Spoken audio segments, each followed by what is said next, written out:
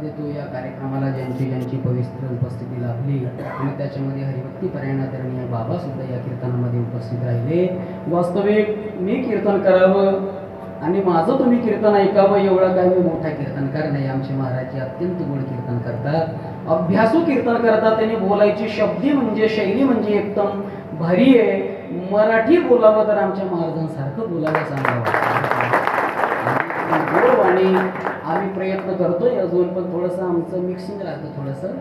हा कीर्तनामध्ये कीर्तनाची वेळ मर्यादा ओलांडू नये असा नियम आहे. कारण तुम्हाला खरं सांगू का, कीर्तनाच्या वेळेच्या आत जर आपण कीर्तन सोडलं ना, ही कलाकार लोक फुकटची मार्ग देऊन जातात. म्हणून वेळेवर कीर्तन सोडलं पाहिजे. तशी त्या घड्याळामध्ये संवाद अजून वाचतात. आता मला वाटत होतं की त्या घड्याळावर आपल्याला कीर्तन सोडायचं, पण जाऊ द्या म्हटले माझ्याच घड्यावर सोडायचं आपल्याला, असा विचार केला बरं का. झालेले कीर्तनाची सेवा पुन्हा एकदा सगळ्यांना धन्यवाद देतो. आणि खरे धन्यवाद तर यांना आपण दिले पाहिजे. सगळी भजनी मंडळी, समस्त ग्रामस्थ भजनी मंडळी यांनाच धन्यवाद दिले पाहिजे. का भिवू नकोस, मी तुझ्या पाठीशी असं स्वामी समर्थानंतर म्हणणारे फक्त यायचे बरं का. हो, आणि तुम्ही काही टेन्शन घेऊ नका, तुम्हाला डबल धन्यवाद. का एवढ्या वेळेपर्यंत 10 मिनिटं कीर्तनाला ओर झाले, पण तरी कोणी उठलं नाही, कोणी झोपलं नाही. प्रत्येकाचे चेहरे बघा महाराज किती सुंदर दिसताय, किती छान दिसताय, किती प्रसन्न आहे. याचा अर्थ असा आहे की प्रत्येकाला हे कीर्तन आवडलं. महाराज झालेले कीर्तनाची सेवा माझ्या पांडुरंगाच्या चरणी समर्पित करतो आणि या सेवेला इथंच पूर्णविराम. ज्ञानेश्वर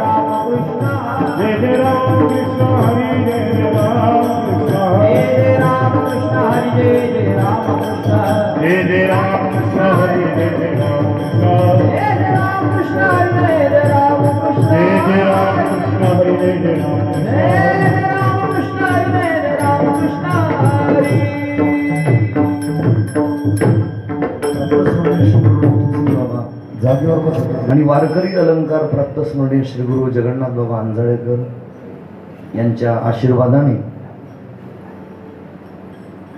तसेच वैकुंठवासी हरिभक्त पारायण श्री दोदोबाबा यांच्या शुभप्रेरणेने आणि हरिभक्त पारायण श्रद्धे श्री केशरसिंह महाराज यांच्या आशीर्वादाने शुभप्रेरणेने संपन्न होत असणार आपला भक्ती उत्सव जवळजवळ समाप्तीकडे अर्थात समाप्तीपर्यंत पोहोचलाय असं आपण गृहीत धरू. आज कार्यक्रमाचा 7वा दिवस, कथेची समाप्ती झाली. दिंडी अतिशय आनंदात शांततेत पार पडली. थोडी उशिराने झाल्यामुळे धावती झाली, पण नेहमीपेक्षा दिंडीत एक वैलक्षण्य होतं. एक आदरातिथ्य दिंडीचं दरवर्षीपेक्षा यंदा चांगलं अशा प्रकारचं झालंय. आणि 7व्या दिवसाची चिंतन सेवा, ज्यांच्या घराण्यामध्ये माझ्या वडिलांची मिरास सेवा देवा, तुझी चरण सेवा पांडुरंगा. वडिलोपार्जित ज्यांच्या घराण्यामध्ये वारकरी संप्रदायाचा वारसा चालत आलेला आहे. मी श्रीगुरु मोठेबाबांच्या सेवेत होतो, आपल्याला माहिती आहे सगळ्यांना. त्यावेळेला प्रातस्मरण श्रीगुरु मोठेबाबा मला अधूनमधून सांगायचे. ते म्हणायचे, जुन्या काळात माझ्या सेवेमध्ये 2 मूळ होते वारकरी संप्रदायातले. म्हटलं बाबा कोण? ते म्हणायचे, एक मुरलीधर महाराज आणि दुसरे मुलचंद महाराज. आणि आता 2 भ आहेत म्हणे माझ्या सेवेमध्ये. भगवान महाराज आहेत लासगावकर, एक वर्ष आपल्या इथे वाजवायला होते, आप्पांच्या साले येते बडप्पांचे. भगवान महाराज लासगावकर आणि मी 2 जण बाबांच्या सेवेत होतो. बाबांना नेहमी आठवायचं, ते म्हणायचे पूर्वी 2 मूळ होते आणि आता दोन भ आहेत, भगवान आणि भरत. पूर्वी मुरलीधर आणि मुलचंद असे बाबा गमतीला म्हणायचे की दोन मू पूर्वी दोन म भरत आता माझ्यासोबत आहेत. तर आपल्या सगळ्यांना सुपरिचित असणारे आपल्या इथे बरेच वर्ष ज्यांची सेवा दिली, मला पाटील म्हटले, राजू पाटील, की तात्यांची सेवा अर्थात मुरलीधर महाराजांची सेवा त्यांच्याकडे पुण्यतिथीची सेवा त्यांच्याकडे. जर आपल्या उत्सवामध्ये बरेच दिवस मुलचंद महाराजांची सेवा झाली. तर मुलचंद महाराजांचे जे भाऊ होते, अर्थात महाराजांचे नातूच, पण मुलचंद महाराजांचे भाऊ नामदेव बाप्पू, त्या नामदेव बाप्पूंचे महाराज नातू आहेत. त्यांचे भाऊ आमचे स्नेहीमित्र कोमल महाराज, त्यांचाही संबंध महाराष्ट्रभर नाव आहे. महाराजांचाही संबंध महाराष्ट्रभर नाव आहे. मुलुक पीठाधीश्वर बाबाजी आपके लिए बताता हूँ, मुलुक पीठाधीश्वर पूजनीय राजेंद्रजी महाराज त्यांची जी कथा झाली ती यांच्याकडेच झाली. पुन्हा आगामी आहे ते सुद्धा पुढे महाराजांची कथा यांच्याकडे होणार आहे. यांचे जे काका होते शास्त्री महाराज त्यांचे आणि राजेंद्रजी महाराजांचे पूजनीय महाराजांचे आणि त्यांच्या काकाशांचे फार जवळचे संबंध. महाराज साहेबराव महाराज मुलचंद तात्यांसोबत फिरले, त्यांचे सुद्धा केडी बोकरेकरांशी फार संबंध विशेष. तसे आजचे आमचे स्नेही मित्र हरिभक्त प्रणा श्री लक्ष्मण महाराज खेडी बोकरेकर. खरं तर गायनाचे अंगी शक्ती अद्भुत हे अंगी, हे तो देणे तुमचे देवा घ्यावी अखंडित सेवा. वेळ झाली आहे पण हा शेवटचा दिवस आहे. जगद्गुरु तुकोबार म्हणतात, गायनाचे अंगी शक्ती अद्भुत हे रंगी. गायनातली शक्ती काही वेगळी आहे. हे तो देणे तुमचे देवा, ते सगळ्यांना भगवान परमात्मा देत नाही, महाराजांना दिली आहे. देवाकडे विनंती घ्यावी अखंडित सेवा, महाराजांची अखंड सेवा भगवान परमात्म्याने घ्यावी अशा महाराजांनी आपली इथं सेवा दिली. त्याबद्दल मी पूजनीय महाराजांच्या संपूर्ण ग्रामस्थांच्या वतीनं आभार मानतो. त्यांच्यासोबत आलेले त्यांचे स्नेही रुपेश महाराज, त्यांचेही आभार. चिखलीहून आलेले भोजू काका आहेत, काका तर रोज येताच आहेत. कडूदादा, बामणोधून आलेली सगळी मंडळी आहे, रोज येत आहेत. सर वगैरे सगळे भाऊ येवले दादा, ही सगळी मंडळी रोज येताच आहेत. पण ज्यांनी मागे माँ नर्मदेची परिक्रमा केली, 3600 किलोमीटरचा पायी प्रवास, ज्यांनी पायी ती परिक्रमा केली असे झांबरे गुरुजी, इच्छाराम झांबरे गुरुजी, तेही आहेत. मी गुरुजी नर्मदे हर. तर मी गुरुजींचं सुद्धा आपल्या संपूर्ण ग्रामस्थांच्या वतीने आभार मानतो. आकाश महाराज वणोलीकर येऊन गेलेले आहेत, वणोलीची मंडळी आहे, रमेश भाऊ वगैरे, परशुराम मामा, बामनोदची मंडळी, चिखलीची मंडळी, सर्वांचे ग्रामस्थांच्या वतीने आभार. आणि आज विशेष ज्यांची उपस्थिती आहे, खरं म्हणजे आता तुमच्याकरता सांगतो महाराज, जसं तुमचा परिचय सांगतो तसं त्यांच्याकरता सांगतो.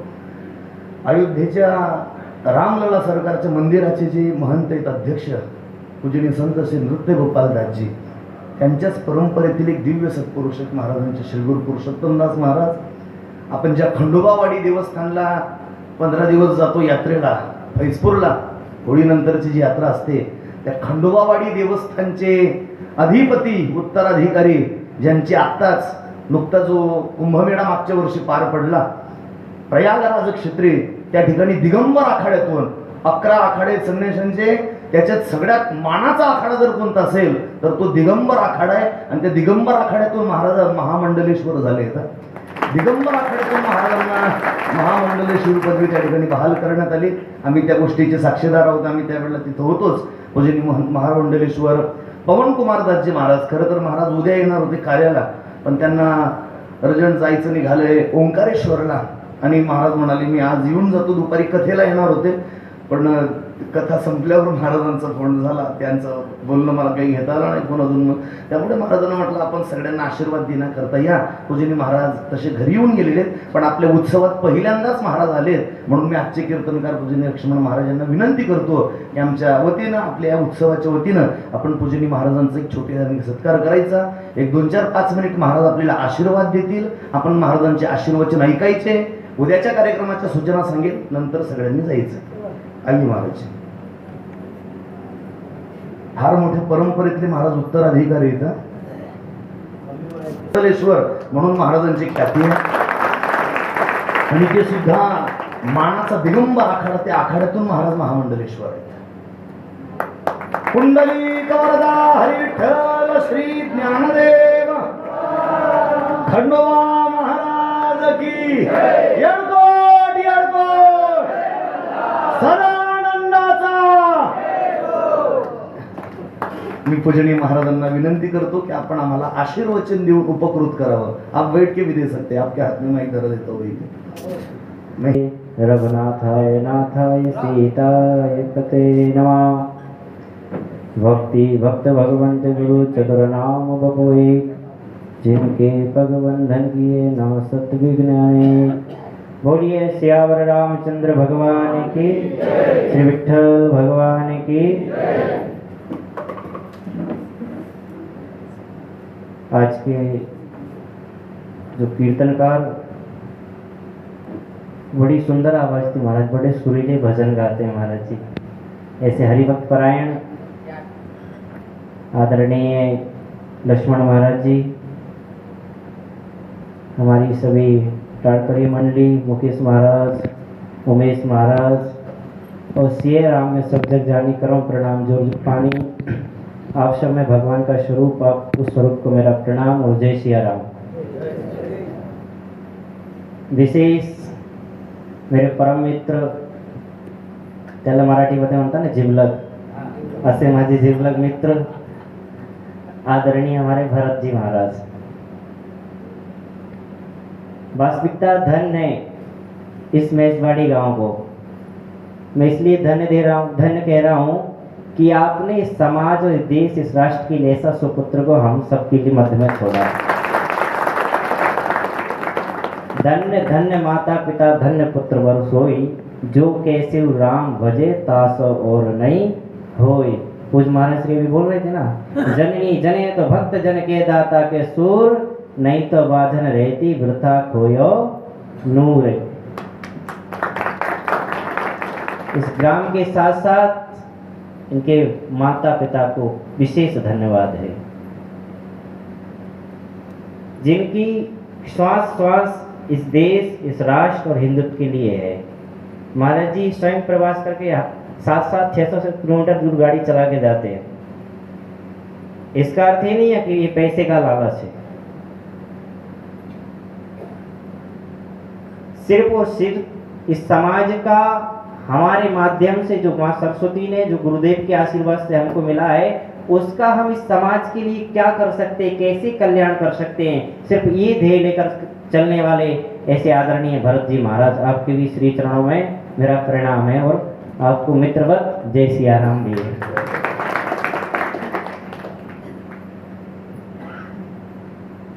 देखिए कथा और कीर्तन जाने से क्या होता है, एक छोटा सा उदाहरण दूंगा, वैसे ही समय ज्यादा हो गया और मेरी कैपेसिटी भी ज्यादा है नहीं, आपको पता है 5 मिनट 7 मिनट बोलने की। कथा कीर्तन में जाने से क्या लाभ मिलता है, एक सादा सा उदाहरण पूज्य राजेश्वरानंद जी महाराज जी अपनी कथाओं में देते थे।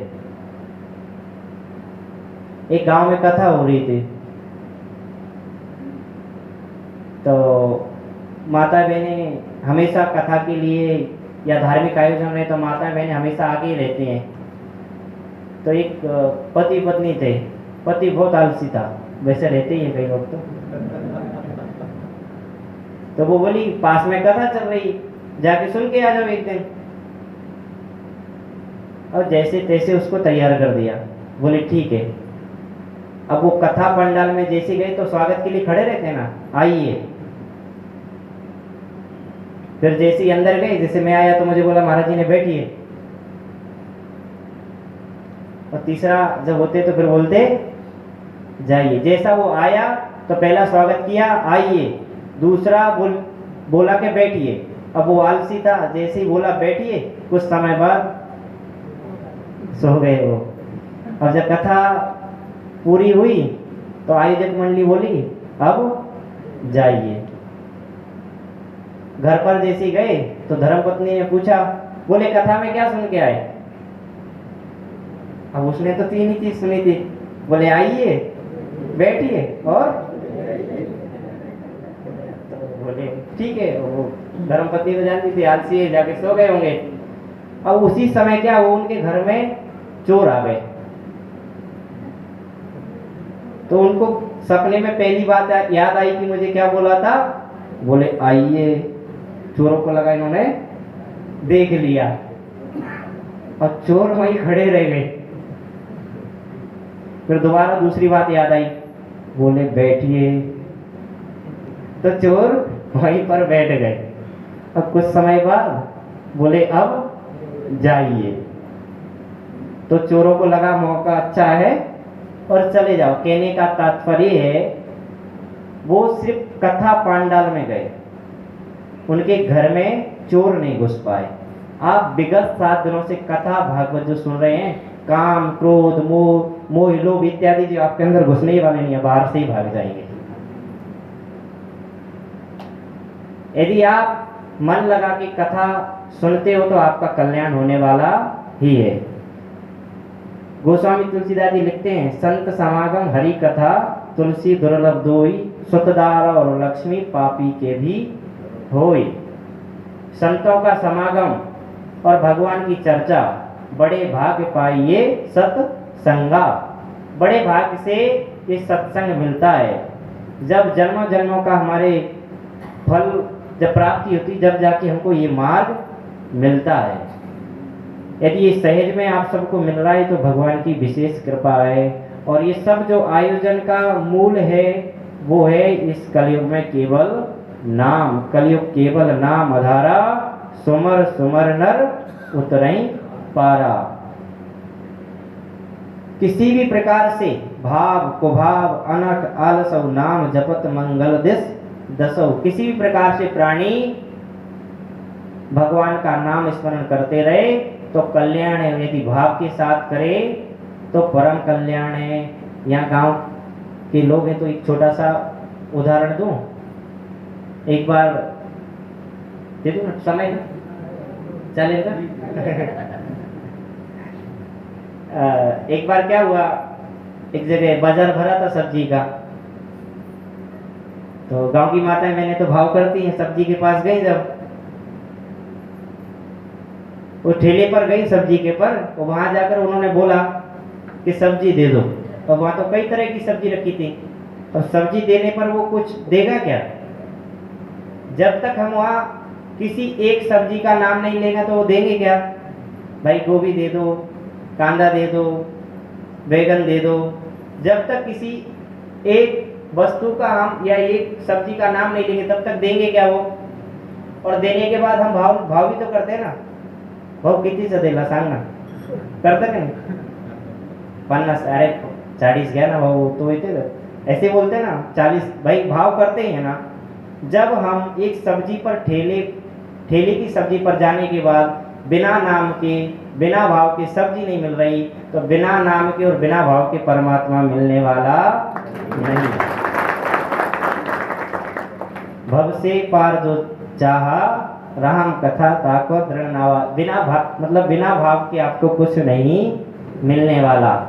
भाव सहित हरि बोल। एक कवि ने लिखा है, न जग छोड़ो न हरि भूलो, कर्म करो जिंदगानी में, रहो दुनिया में ऐसे जैसे कमल रहता है पानी में। इसलिए जीवन का आपको जो जवाबदारी है कर्म भी करते रहिए और भगवान का नाम भी स्मरण करते रहिए। इन्हीं शुभकामनाओं के साथ इस ग्रामस्थ को, समस्त आयोजक मंडली को मैं बहुत बहुत साधुवाद और धन्यवाद देता हूँ। आज हमारे परम आदरणीय भरत जी महाराज जी ने मुझे यहाँ बुलाया। मैं आने वाला तो कल था, लेकिन ओमकारेश्वर जाना है, तो आज ही महाराज जी की आदेश भी था कि आज आ जाइए, नहीं तो मैं आज निकलने वाला था रात में। तो आपका भी बहुत बहुत धन्यवाद। सभी को शुभ आशीर्वाद। जय सियाराम। आखाड्यामध्ये ही मंडळी अगदी थाटामाटात असतात ना सर, त्यांचे आसनं बिसणं, पण महाराजांचं संप्रदायावर प्रेम आहे आणि अगदी सालस अशा प्रकारचं व्यक्तिमत्व आहे। खाली येऊन महाराज ज्या ज्या ठिकाणी येतात कीर्तनात त्यावेळेला खाली बसून आनंद घेतात, ते महाराजांचं मोठेपण आहे। आणि अशी संत महात्मे गावात येणं म्हणजे ज्ञानोबारांच्या भाषेत का दर्शने प्रशस्ती पुण्य पुरुष अशा महात्म्यांचं येणं हे आपल्या गावाचं सौभाग्य आहे। महाराज आलेत। मी पुन्हा संपूर्ण ग्रामस्थांच्या वतीनं महाराजांच्या चरणकमली साष्टांग अभिवादन करतो। त्याचप्रमाणे महाराजांसोबत आलेली मंडळी महाराजांचे स्नेही आहेत, त्यांचंही स्वागत। पुन्हा फैजपूरला बिल्डिंग कन्स्ट्रक्शनमध्ये एक चांगलं नाव आहे मातोश्री कन्स्ट्रक्शन, त्याचे मालक आमचे स्नेही आदरणीय श्री पंकजदादा तेही आलेत, मी त्यांचंही स्वागत करतो। उद्याचे कार्यक्रम असे, उद्याचा आपला